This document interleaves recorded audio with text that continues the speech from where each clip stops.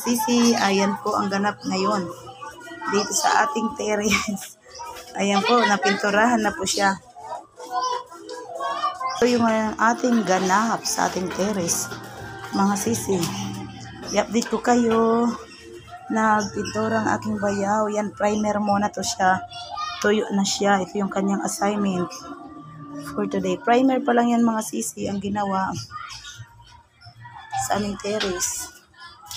Ayan, primer niya. Tapos, kukulayan na namin siya ng kulay dilaw, which is favorite color namin. Di naman siya light, medyo dilaw. Parang, ano lang, may pagka-halo yung dilaw at saka cream. Mga ganon. Di naman masyado pagka golden yellow or parang light lang na pagka-dilaw para maganda siya. Ayun mga sisi, ang ating ganap for today. Hindi pa sila tapos magpintura. Doon naman sa may hagdan. Ayan ang design sisi namin na pinili namin sa aming terrace. Ayan. Diba, primer pa lang ang pintura na yan. Gray. So, ang mga halaman is nandyan lang sa gilid. Ayan. Opo. Yan. Lumabas na sisi ang ugat ko. Ang ating stick pan sisi, lumabas ang kanyang ugat. Ayan.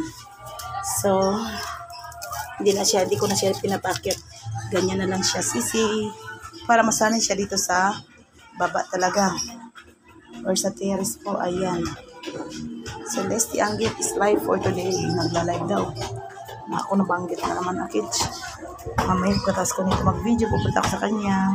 Ayan. Dito na tayo sa may hagdan na part. So ayan mga sisi. Nagpipintura pa rin. Amoy pintura pa rin. Kaya si Liam ay nandoon sa bungad ng tindahan dahil amoy pintura pa dito na pa side. Ayan. Pintura.